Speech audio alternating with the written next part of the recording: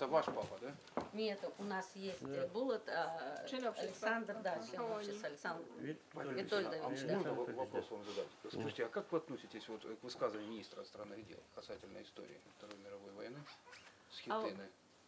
По поводу того, что вот... Вы знаете, здесь в музее мы смотрим вашу страну, я не понимаю.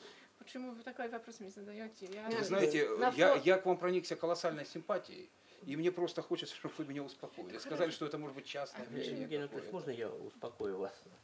Давайте мы лучше экспозицию посмотрим дальше, значит, в ходе того... Нет, ну я надеюсь, я никого не обидел этим вопросом. Но министра вы не обидели. Это субъективное мнение просто. Его визита не политичная. Да. Знаете, Не политичная, Нет, ну то, что это субъективное мнение, вы знаете, я и хотел это услышать. Потому что, ну, я считаю, что наши хорошие отношения, они выше. Он человек, он имеет право говорить, что он министр иностранных дел. Евгений Анатольевич Володин. Я вот в Польше был несколько часов в городе Белосток, уже поняли все. Да, успели сказать. Кстати, что мне очень понравилось, то, что многие люди говорят по-русски. То есть переводчик, как бы, может быть, мне повезло, я не знаю. Но, Это такой город. ну, возможно, он недалеко от Белоруссии. Вот. Я вот о другом хочу спросить. Я, кстати, сам из Донецка родом.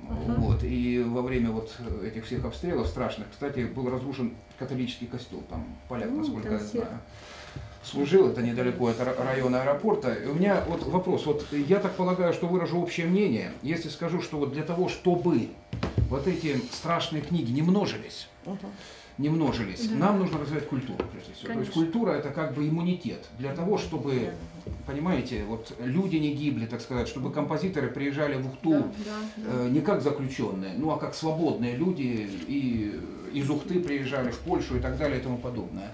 Но, да, ну понимаете, в наших силах не допустить повторения, я так полагаю. Вот этих страшных и для поляков, и для русских, так сказать, и для коми страниц истории. Ну вот в связи с этим, так сказать, я уж не буду касаться такой политической темы, как, допустим, объявление в Польше войны советским памятником. Ладно, это, так сказать.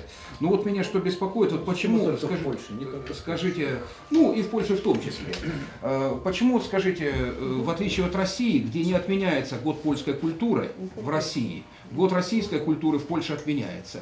И вот я как дончанин, как человек, у которого имеются родственники в Донецке по ту и по эту линию фронта, ну вот честное слово, так сказать, при всей своей любви и к Польше, и к полякам, ну, честно говоря, просто теряюсь, так сказать, ну, в таком состоянии нахожусь. Почему Польша, которая сама пострадала от фашизма, поддерживает по существу нацистов, разрушающих Донецк, разрушающих, так сказать, наши с вами отношения? Почему это происходит?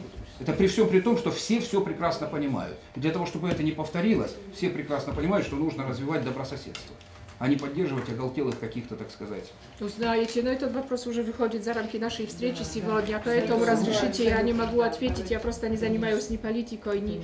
Это тема сегодняшняя наша другая, это культурные связи. Так а вот год культуры в Польше отменили. Но скажите, какое мероприятие отменили? Я не знаю ни одного мероприятия, которое было отменено. Ну, какое отменили был бы мероприятие? президент Польши, я бы у него спросил. Ну спросите, обратитесь, можете через консульство обращаться, мы с удовольствием поднимем эту тему, поговорим, но давайте не сегодня, не здесь, потому что это... Да, не будем ставить мрачную точку.